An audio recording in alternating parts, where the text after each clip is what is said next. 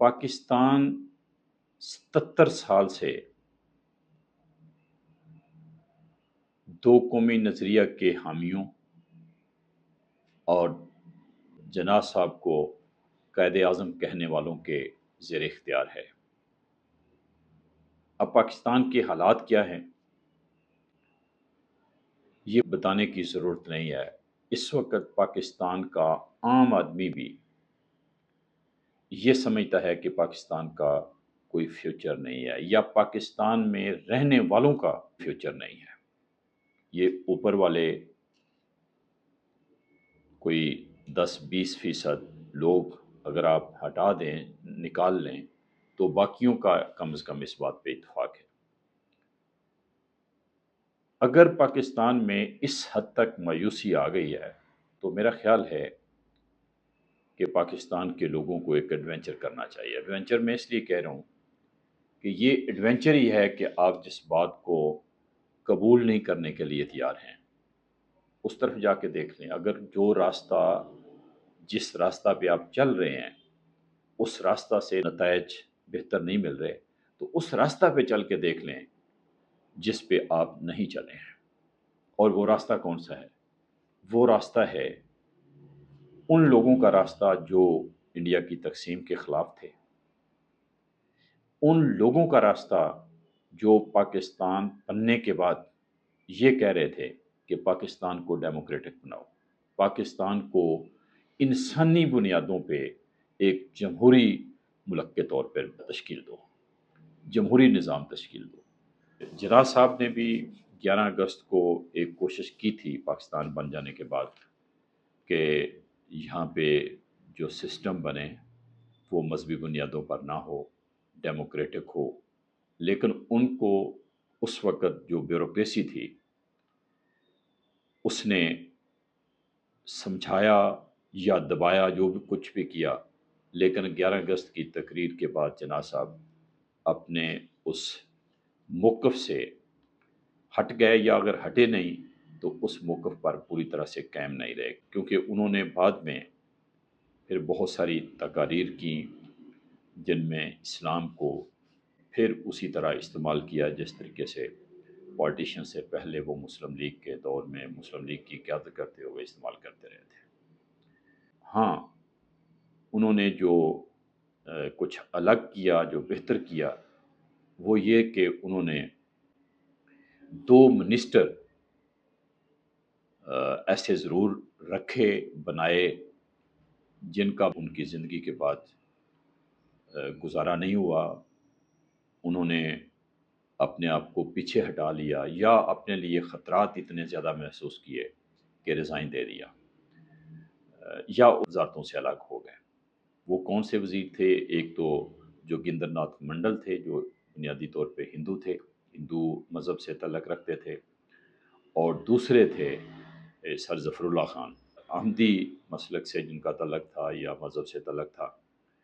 تو یہ 2 وزیر جناح صاحب کی زندگی میں رہے، اور یہ جناح صاحب کا ایک اچھا عمل تھا، ثابت قدمی تھی، انہوں نے ثابت قدمی دکھائی اس معاملے میں۔ لیکن جناح صاحب جو چاہتے تھے، جناح صاحب نے جو کہا تھا 11 اگست کو، اس پہ جناح صاحب عمل نہیں کر سکے۔ بعد میں وہ جو مولوی صاحبان تھے یہاں پہ پاکستان کے اندر اور مذہبی جماعتیں تھیں، ان کو یہی کہتے نظر آئے کہ ابھی مہاجرین کے مسائل ہیں، تقسیم کے بعد کے فوری مسائل ہیں، یہ حل ہو جائیں تو پھر ان کو ایک نظام جو 1400 سال پہلے تھا اب بھی وہ قابل عمل ہے، اس کو روب عمل لایا جائے گا۔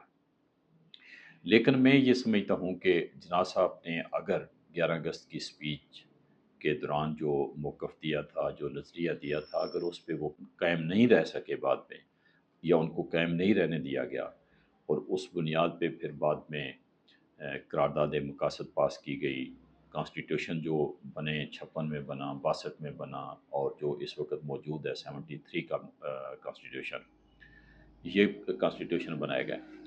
یہ کانسٹیٹیوشن ہم نے آزما لیے، بنائے، جناح صاحب کا جو موقف تھا اس کو ہم نے یا پاکستان کی جو اسٹیبلشمنٹ تھی، پاکستان کے جو پولیٹیشینز تھے، مولوی تھے یا عام لوگ بھی تھے، انہوں نے اس موقف سے ہٹ کے ایک بڑا لمبا عرصہ تجربہ کر لیا.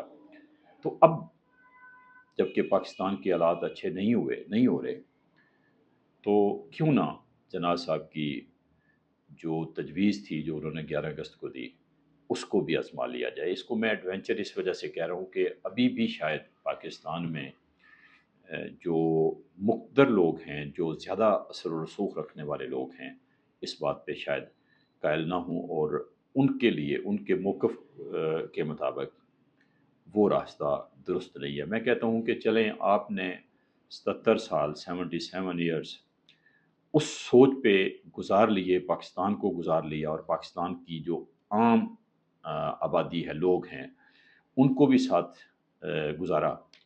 لیکن جب حالات بہتر نہیں ہوئے تو اب ہی کم از کم اس تجربہ کی طرف آ جاؤ، جناح صاحب کی اس سپیچ کی طرف آ جاؤ. جناح صاحب نے اس سپیچ میں کیا کہا، میں تھوڑے سے الفاظ آپ کے سامنے رکھوں گا. جناح صاحب نے کہا کہ میں اس بات پر بہت زیادہ زور نہیں دے سکتا، ہمیں اس جذبہ کے ساتھ کام کرنا شروع کر دینا چاہیے، اور پھر وقت کے ساتھ ساتھ یہ اکثریت اور اقلیت، ہندو فرقہ اور مسلمان فرقہ کے یہ چند در چند زاویے معدوم ہو جائیں گے. کیونکہ جہاں تک مسلمانوں کا تعلق ہے، ان میں بھی تو پٹھان، پنجابی، شیعہ اور سنی وغیرہ وغیرہ موجود ہیں. اسی طرح ہندوؤں میں بھی برہمن، ویش، کھتری ہیں، اور بنگالی اور مدراسی ہیں. سچ پوچھیں تو یہی چیزیں ہندوستان کی آزادی کی راہ میں سب سے بڑی رکاوٹ تھیں. اگر یہ سب کچھ نہ ہوتا تو ہم کب کے آزاد ہو گئے ہوتے. کوئی طاقت دوسری قوم کو اپنا غلام نہیں بنا سکتی، بالخصوص اس قوم کو جو 40 کروڑ انسانوں پر مشتمل ہو. اگر یہ کمزوری نہ ہوتی، کوئی اس کو زیر نہیں کر سکتا تھا، اور اگر ایسا ہو بھی جاتا تو کوئی آپ پر طویل عرصہ تک حکمرانی نہیں کر سکتا تھا. لہٰذا ہمیں اس سے سبق حاصل کرنا چاہیے. اب آپ آزاد ہیں، اس منتخب پاکستان میں آپ آزاد ہیں. اپنی مساجد میں یا کسی بھی عبادت گاہ میں جائیں. آپ کا کسی مذہب، ذات پات یا عقیدے سے تعلق ہو، کاروبار مملکت کا اس سے کوئی واسطہ نہیں. کافی لمبی تقریر ہے اور بڑی زبردست ہے. جناح صاحب نے یہ تقریر بڑے عرصہ کے بعد ایک اچھی تقریر جو تھی وہ کی، اور جو کم از کم چلو جناح صاحب کے ریکارڈ میں آ گئی اور قوم کے بھی ریکارڈ میں آ گئی کسی طرح سے. آپ سب آزاد ہیں اپنے مندروں میں جانے کے لیے، آپ سب آزاد ہیں اپنی مسجدوں میں جانے کے لیے اور کسی بھی اور عبادت گاہ میں جانے کے لیے.